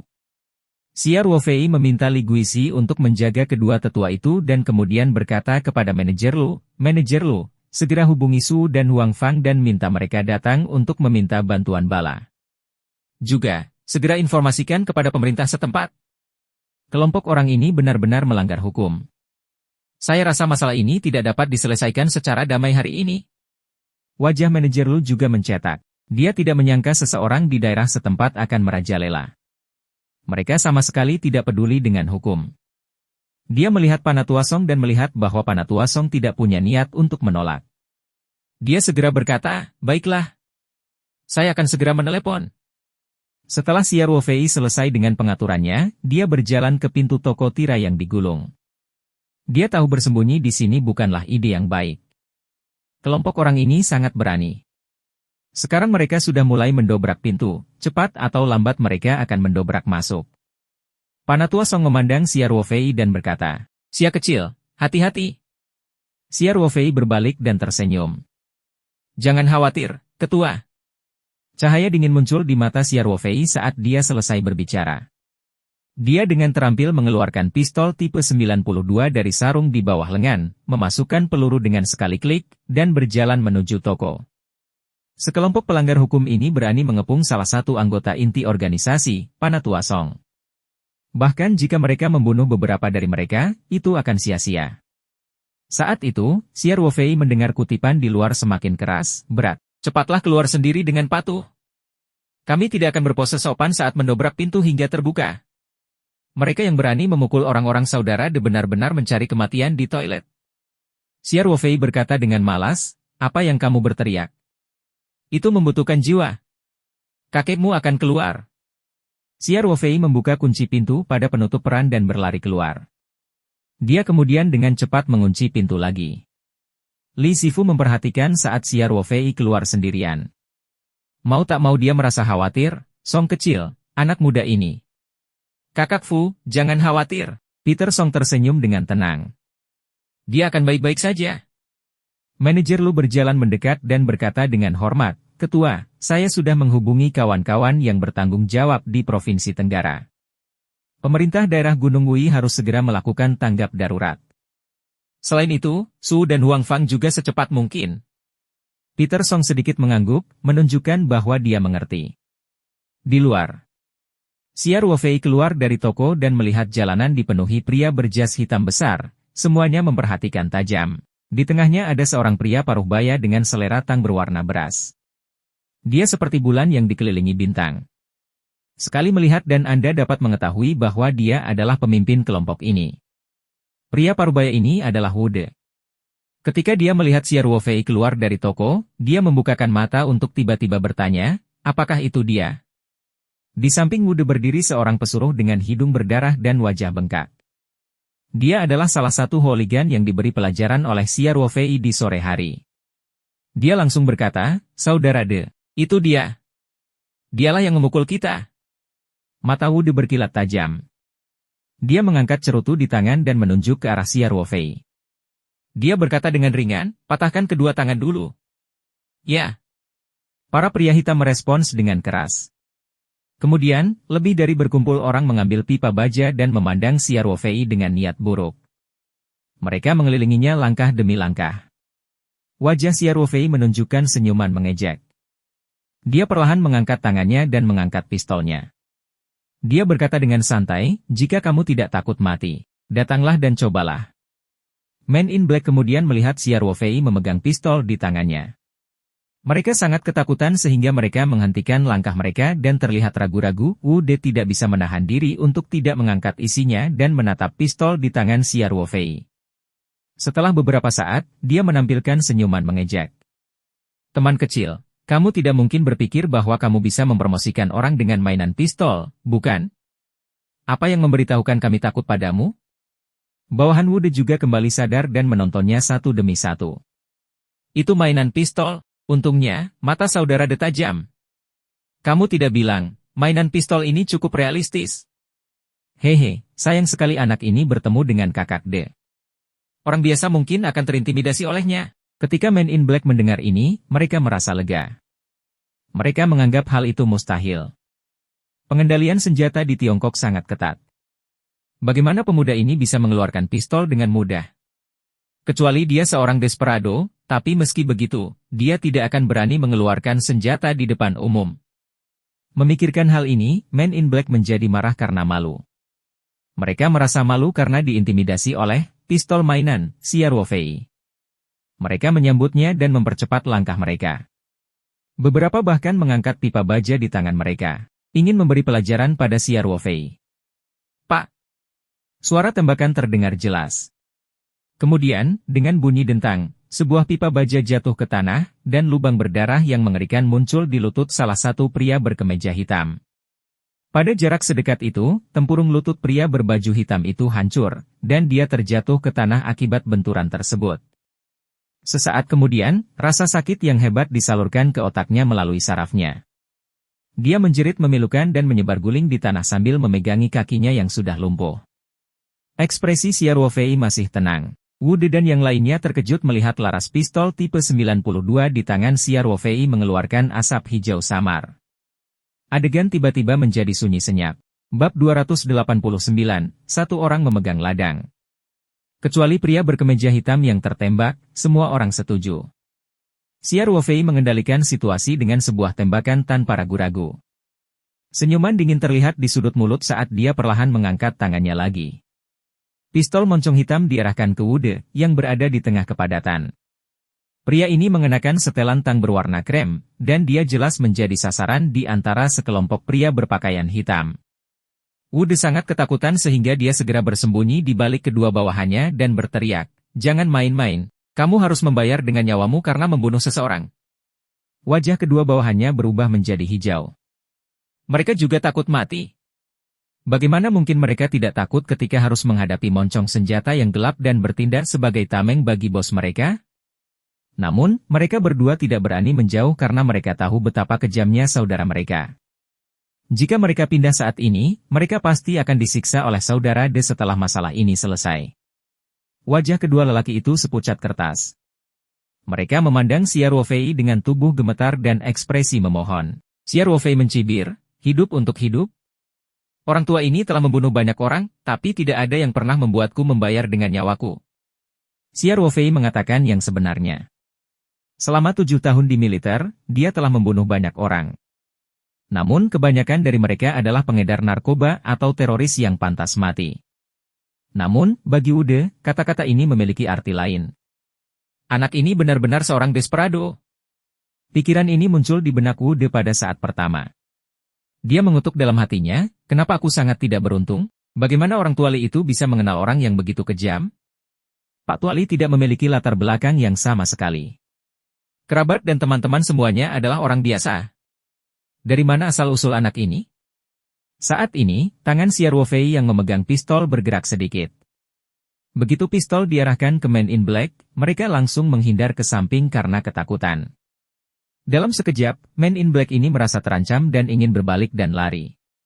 Xia Ruofei berkata dengan acuh tak acuh, "Mundur, kalian semua. Mengapa kamu mengelilingi tokonya?" Begitu Xia Ruofei selesai berbicara, sekelompok pria berbaju hitam segera mundur jauh. Namun, tanpa perintah Wu De, mereka tidak berani melarikan diri. Wu De memiliki beberapa bawahan sebagai pelindung daging, dan hatinya sedikit lebih tenang. "Sayang, kami tidak bermaksud menyinggung perasaanmu, kami hanya ingin meminta Tuan Li yang tua untuk bekerja sama dengan kami," dia berteriak sekeras-kerasnya. Xia Ruofei menunjuk ke pintu tirai bergulir yang cacat di belakangnya dan mencibir. "Inikah caramu mengundang orang untuk bekerja sama?" Kemudian, Xia Ruofei mengupil dan berkata dengan santai, "Saya rasa saya mendengar seseorang berkata bahwa orang yang memukuli adik laki-lakinya harus keluar dan mati. Akulah yang memukulinya, dan sekarang setelah aku keluar, aku siap mati." Wajah Wu De berganti-ganti antara merah dan putih. Dia merasa sangat malu. Dia membungkuk gigi dan berteriak, "Bangga, kita semua dari dunia bawah. Beritahu saya nama Anda. Mungkin kita punya sejarah." Xia Ruofei tertawa, "Dari dunia bawah? Jalan itu? Jalan Jiangwo atau Jalan Bintang Merah?" Wu De memancarkan dingin dan berkata, "Orang yang jujur tidak akan menggunakan sindiran. Hari ini, saya, Wu De, gagal mengenali Gunung Tai. Apa yang kamu inginkan, saudara? Jelaskan saja aturannya." Saya tidak menginginkan apapun. Xia Ruofei tersenyum polos dan berkata, saya baru saja mendengar seseorang membual bahwa ada saudara lelaki yang sangat keren di sini. Saya sangat ingin mengenalnya. Saya Wude. Teman-teman di dunia bawah, tolong beri aku wajah dan panggil aku saudara De. Wude berkata, saudaraku, apakah kamu punya nasihat untukku? Kenapa aku mencarimu? Bukankah kamu membawa anak buahmu ke sini untuk memberiku pelajaran? Xia Ruofei berkata dengan tenang, saudara De, kamu luar biasa. Mengapa kamu tidak keluar dan bertengkar denganku? Saya berjanji tidak akan menggunakan pistol. Ekspresi Wude berubah menjadi lebih buruk. Pistol di tangan Xia Ruofei sangat memelototnya. Selama pistol itu ada di tangan Xia Ruofei, dia tidak akan berani keluar. Jika Xia Ruofei pemarah, bukankah dia akan mati jika menembaknya? Peluru tidak punya mata. Wude telah berkecimpung di masyarakat selama bertahun-tahun, dan tidak mudah baginya untuk mendapatkan kekayaan dan statusnya saat ini. Tentu saja, dia semakin menghargai hidupnya. Saudara, karena kamu tidak punya saran, kami akan kembali. Wude berkata dengan wajah dingin, kami mengaku kalah untuk masalah hari ini. Saya tidak akan mengganggu Pak Li tua lagi. Ayo pergi. Wude mengubah tangan dan berkata. Pada saat ini, Xia Ruofei berkata dengan acuh tak acuh, apakah aku melepaskanmu, meski suaranya sangat tenang, namun membawa niat membunuh yang dingin, menyebabkan hati pria berbaju hitam bergetar. Jantung Wude juga berdebar kencang. Dia semakin yakin bahwa pemuda di hadapannya adalah seorang desperado. Hanya orang yang tangannya berlumuran darah yang memiliki aura pembunuh seperti ini. Wude bertanya-tanya, menoleh dan berkata, saudaraku, aku menyarankanmu untuk tidak melangkah terlalu jauh. Tinggalkan garis dalam pekerjaanmu, dan kita akan bertemu di masa depan. Saya bukan kaca. Aku tidak tertarik bertemu denganmu. Xia Ruofei berkata, karena kamu di sini hari ini, jangan pergi. Tetaplah di sini dengan patuh. Ekspresi Wude berubah drastis, dan suaranya menjadi dingin. Dia berkata, saudara, jangan bilang kamu pikir kamu tak terkalahkan hanya karena kamu punya senjata di tanganmu. Saya punya lebih dari 100 saudara laki-laki di sini. Jangan bilang kamu punya persediaan peluru yang tak ada habisnya. Ancaman Wude sangat jelas terlihat. Maksudnya jika Xia Ruofei terus memaksanya, dia harus bertarung sampai mati. Jika itu benar-benar terjadi, dengan lebih dari 100 orang yang mendudukinya pada saat yang sama, bahkan jika Xia Ruofei memukul mereka semua, dia tidak akan bisa memukul banyak dari mereka. Bagaimanapun, ada batasan jumlah peluru. Namun, ekspresi Xia Ruofei tidak berubah. Dia masih memiliki senyuman santai di wajahnya dan berkata, kamu bisa mencobanya. Apa yang kamu inginkan? Wude bertanya dengan marah. Apakah telingamu tertutup kotoran? Xia Ruofei berkata dengan kasar, saya ingin Anda semua tetap di tempat Anda sekarang. Siapapun yang berani bergerak, peluruku tidak memiliki mata. Kamu, mata Wude terisi secepatnya. Aku menyarankanmu untuk berhenti selagi kamu berada di depan. Sepertinya Anda telah mengambil beberapa nyawa. Jika polisi memanggilmu, aku khawatir kamu tidak akan bisa menanganinya, kan?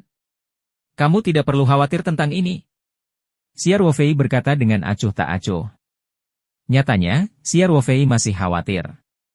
Jika begitu banyak orang yang terburu-buru, dia tidak akan bisa mengendalikan situasi dan Panatua Song mungkin dalam bahaya. Namun, ia yang memiliki kualitas psikologis kuat tetap menunjukkan ekspresi santai dan santai. Wude tidak bisa melihatnya sama sekali. Namun, ucapan santai Wude mengingatkannya pada sesuatu. Dia segera menatap salah satu bawahannya di sebelahnya dan membuat isyarat panggilan telepon dengan tangannya. Bawahan itu segera mengangguk sedikit mengerti di bawah kedok Man in Black. Bawahannya diam-diam mengeluarkan ponselnya dan memutar nomor 110. Pada saat yang sama, suasana di kota Songping dan kota Wishan menjadi sangat tegang karena apa yang terjadi di kota terpencil ini. Bab 290, Guncangan dari semua sisi. Panggilan telepon Menirlu ditujukan langsung kepada para pemimpin terkait di Provinsi Tenggara. Berita bahwa Peter Song pergi ke Gunung Wui dengan pakaian biasa dan dikelilingi oleh lebih dari 100 penjahat di kota Yangdun menimbulkan ribuan riak. Sekretaris Lin dari Komite Partai Provinsi Tenggara secara pribadi telah menginformasikan pemerintah kota Songping dan WS untuk segera mengaktifkan mekanisme darurat untuk menangani situasi ini, memastikan keselamatan pribadi kepala suku, dan menghukum para pengguna. Pada saat yang sama, Sekretaris Politik dan Hukum secara pribadi memimpin tim dari Komite Partai Provinsi untuk pemindahan ke Kota Songping bersama rekan-rekan terkait dari Departemen Keamanan Publik Provinsi. Tentu saja, penduduk di provinsi tersebut jauh, sehingga mereka harus mengurus urusan lanjutannya. Yang benar-benar membuat gugup adalah Kota Songping dan Gunung Wui di Kota WS adalah kota tingkat kabupaten yang berada di bawah mengakui kota tingkat prefektur, Songping. Pesanan tersebut mencapai Kota WS dalam waktu sesingkat mungkin. Dan satu-satunya kota yang memiliki waktu untuk menanganinya adalah kota tingkat pertama. Ketika Du Xiaohai, anggota Komite Tetap Komite Partai Kota Songping dan Sekretaris Komite Partai Kota WS, mendapat kabar tersebut, dia juga terkejut. Sebagai kota wisata yang terkenal di dunia, Gunung Wui memiliki banyak kesempatan untuk menerima pemimpin dari berbagai tingkatan. Namun, pemimpin di level Panatua Song masih sangat jarang, terutama ketika mantan jagoan inti ini datang ke Gunung Wui tanpa pemberitahuan apapun. Yang lebih konyol lagi adalah dia sekarang dikelilingi oleh lebih dari 100 gangster di sebuah kota kecil. Du Xiaohai berkeringat dingin dalam sekejap. Ini benar-benar terasa dingin dari ujung kepala sampai ujung kaki. Pikiran pertamanya adalah karir resminya yang sukses akan berakhir hari ini. Sebagai orang pertama yang bertanggung jawab, dia tidak bisa melepaskan diri dari kesalahan atas kejadian sebesar itu. Namun, Du Xiaohai adalah orang pertama yang tenang. Dia tahu bahwa prioritas utamanya adalah menangani keadaan darurat. Jika dia menunda lebih lama lagi dan menyebabkan Panatua Song terluka, dia khawatir itu tidak akan mengakhiri akhir kehidupan politiknya. Dia bahkan mungkin harus dipenjara. Du Xiaohai, yang dengan cepat tenang, mulai mengeluarkan serangkaian perintah. Dia tidak punya waktu untuk mengadakan pertemuan apapun, juga tidak punya waktu untuk berkomunikasi dengan pimpinan cabang. Dia langsung meneruskan perintah tersebut ke unit tertentu. Biro Keamanan Umum segera mengambil tindakan, dan sejumlah besar polisi segera dikerahkan. Du Xiaohai mempertimbangkan fakta bahwa ada begitu banyak hooligan di sekitar Song Tua, dan pasukan polisi dari Biro Keamanan Umum pasti sangat kurang. Oleh karena itu, ia segera meminta bantuan kepada garnisun setempat. Kota WS tidak memiliki pasukan garnisun lainnya. Itu hanyalah skuadron polisi bersenjata dan pemadam kebakaran tingkat kabupaten biasa. Skuadron polisi bersenjata dipimpin oleh 2 orang. Oleh karena itu, setelah panggilan Du Xiaohai, seluruh skuadron segera berkumpul. Semua orang dengan cepat mengumpulkan peralatan mereka. Segera, tentara polisi bersenjata menaiki truk dan menutupnya menuju kota Yangdun. Para pemimpin Provinsi Tenggara dan Kota Songping sedang dalam perjalanan ke Gunung Wui, tetapi Du Xiaohai tidak peduli untuk menyambut dan mengirim mereka pergi. Dia mengikuti kendaraan Biro Keamanan Umum gelombang pertama dan penarik ke kota Yangdun. Faktanya, ada sekelompok orang lain yang telah tiba di kota Yangdun lebih awal. Mereka adalah tim keamanan yang dipimpin oleh Su dan Huang Fang. Menirlu memanggil para pemimpin Provinsi Tenggara. Urutannya diturunkan lapis demi lapis, jadi butuh waktu. Su dan yang lainnya menerima panggilan tersebut secara langsung dan segera ditarik. Oleh karena itu, Su dan Huang Fang berada di depan polisi bersenjata dan Biro Keamanan Publik. Dalam perjalanan, Su dan yang lainnya diliputi kecemasan, tetapi Xia Ruofei masih tenang dan tenang di kota Yangdun. Adapun Wude itu, dia juga sudah tenang saat ini, dan berdiri di tempat dengan wajah cemberut. Karena berdasarkan instruksi Wude, bawahannya diam-diam mengeluarkan ponselnya untuk memanggil polisi, dan mengatakan bahwa seseorang yang terluka kemungkinan besar sedang melarikan diri. Pengendalian senjata di Tiongkok sangat ketat, dan polisi pasti akan memberikan perhatian khusus pada kasus-kasus terkait senjata. Wude dapat berasumsi bahwa sejumlah besar petugas polisi akan segera tiba di tempat kejadian. Dia berkata dengan penuh kebencian di dalam hatinya, "Nak, bukankah kamu sangat kuat? Mari kita lihat bagaimana Anda akan bertindak ketika polisi datang nanti." Kedua kubu sempat membahas jalan buntu selama lebih dari 10 menit. Deru mesin datang dari jalan tua kota kecil, dan 2 Mercedes-Benz hitam melaju. Ekspresi Su dan Huang Fang berubah drastis ketika mereka melihat begitu banyak men in black mengelilingi toko kecil milik Elder Song. Mereka segera melaju ke arah laki-laki itu. Men in black sangat ketakutan sehingga mereka menghindar ke samping, meninggalkan sebuah lorong. Mercedes-Benz langsung melaju menuju pintu masuk bengkel peralatan listrik sebelum berhenti. Su dan yang lainnya segera keluar dari mobil. Ketika dia melihat Xia Ruofei memegang pistol dan menjaga pintu toko, dia sedikit lega. Ketika Xia Ruofei melihat Su dan yang lainnya, dia memutar dan berkata, kamu cukup cepat. Lumayan, tanggap daruratmu cukup bagus. Bagaimana mungkin Su masih ingin bercanda? Ruofei, apakah ketuanya baik-baik saja? Dia bertanya dengan cemas. Di dalam rumah? Xia Ruofei berkata dengan santai, Supervisor Huang, bawa anak buahmu ke dalam untuk melindungi ketua. Petugas staf Su dan saya sudah cukup. Baiklah. Huang Fang buru-buru menjawab. Dia dan penjaga keamanannya membuka pintu kecil di tirai pintu dan memasuki toko. Kemudian, Xia Ruofei berkata kepada Su, Ken, awasi dia. Jangan biarkan bajingan itu lolos. Melihat ini, Su pun mengeluarkan senjatanya dan melirik ke arah para pembacanya, lalu bertanya, apa yang terjadi? Apa yang dilakukan mereka? Mereka hanyalah kru yang beragam. Xia Ruofei memandang mereka dengan jijik dan berkata, saya pikir dia adalah tiran lokal di sini, disebut saudara De atau semacamnya.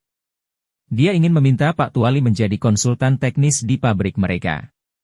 Setelah ditolak, dia datang ke sini setiap hari untuk mengancam dan menakutinya. Hari ini, beberapa orang lagi datang dan saya memberi pelajaran mereka lalu mengusir mereka. Saya tidak menyangka mereka begitu berani. Mereka langsung menarik beberapa truk penuh orang dan memblokir toko. Sial. Ini terlalu melanggar hukum. Su juga tercengang. Bukan begitu? Xia Ruofei berkata, ini darurat. Saya segera menembak mereka. Kalau tidak, saya tidak akan bisa menghentikan mereka. Kemudian, Xia Ruofei jahat tertawa dan berkata, Su Ken, ketika kita kembali, kamu harus menulis laporan tentang penggunaan senjata. Saya tidak peduli dengan hal-hal ini.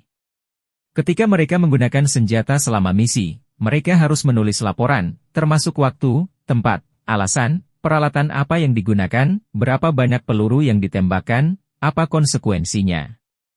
DLL, semuanya harus dijelaskan dengan jelas, dan semua cangkang harus dikumpulkan untuk diperiksa. Tentu saja, Su tidak peduli dengan hal ini.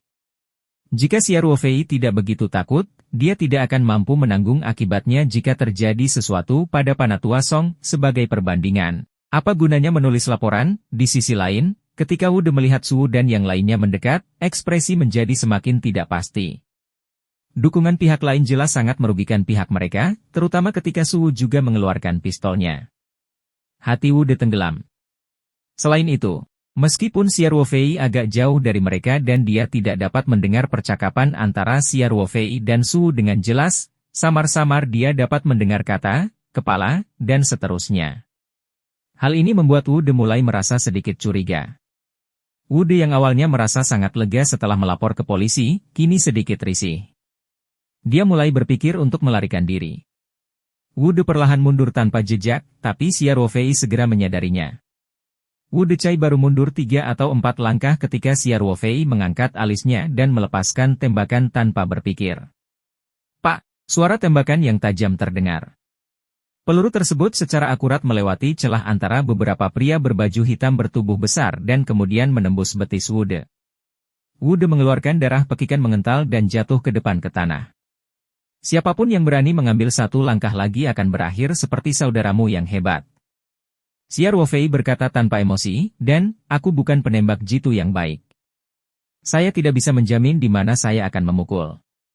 Saya mungkin tidak sengaja mengenai jantung atau kepala. Jangan salahkan aku karena tidak nyaman untukmu. Kami tidak akan berani, kami tidak akan berani. Kami pasti tidak akan bergerak, kakak, tolong ampuni aku. Ketika para bajingan kecil itu melihat bahwa saudaranya telah ditembak mati, mereka tidak berani melawan atau melarikan diri. Satu demi satu, mereka mulai memohon belas kasihan. Ekspresi Xia Ruofei dingin saat dia mengamati orang-orang ini berulang kali dengan senjatanya. Mereka juga diam seperti jangkrik di musim dingin, bahkan tidak berani bernapas dengan keras. Lebih dari 1 kilometer jauhnya dari kota Yangdun, konvoi keamanan publik dan polisi bersenjata yang dikirim oleh kota itu juga bergerak secepat kilat. Ketika suara terdengar, Du Xiahai, sekretaris pemerintah kota dengan mobil nomor 1, mau tidak mau mengubah ekspresi. Tidak bagus. Mereka sudah menembak.